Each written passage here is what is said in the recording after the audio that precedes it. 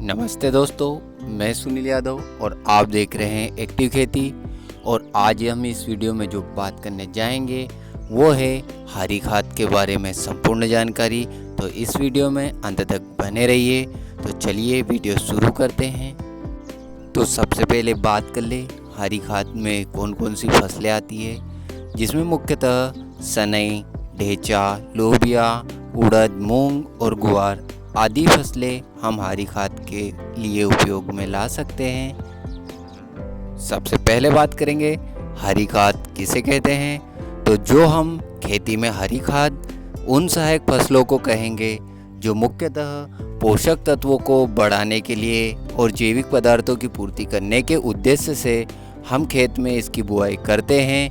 तो इसे हम हरी जो होती है उसी समय मतलब हरियाली की स्थिति में ही हम इसे खेत में हल चलाकर पाटा चलाकर इसको मिट्टी में दबा देते हैं, इसीलिए इसको हरी खाद कहते हैं। ये उपजाऊ शक्ति और भूमि की रक्षा दोनों करती है।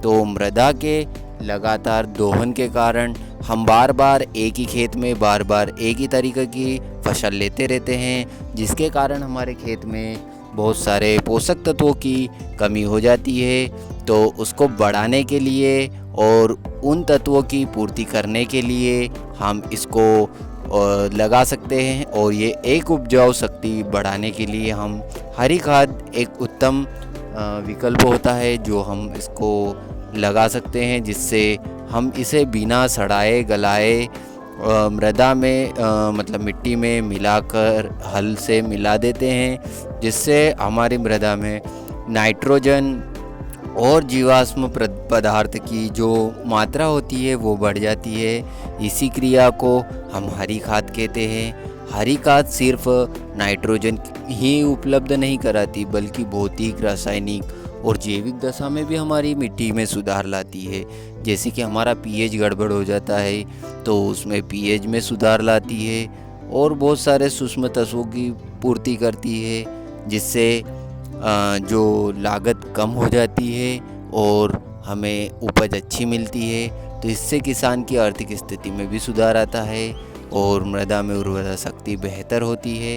यदि हरी खाद के लाभ की बात की जाए तो इनमें जो सबसे पहला है, ये हरी खाद में नाइट्रोजन, कार्बनिक पदार्थ और बहुत सारे अन्य पोषक तत्व प्रचुर मात्रा में पाए जाते हैं।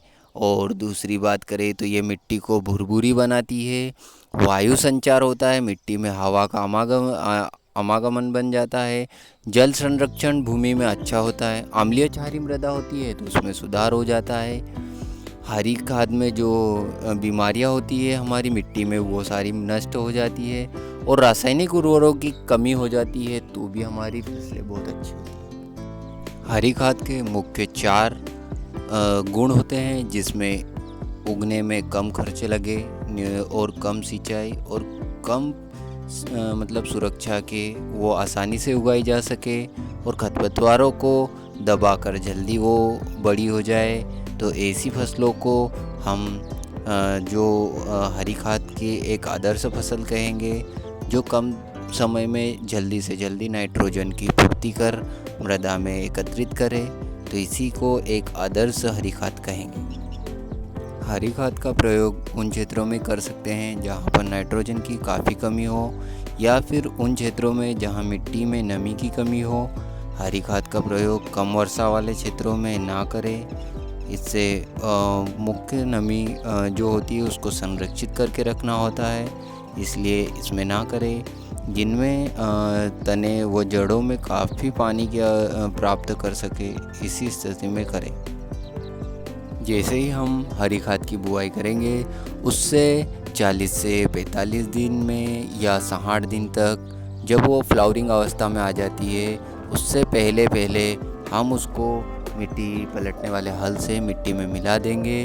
तो ये जो हमारा हरी खाद का काम होगा वो समाप्त हो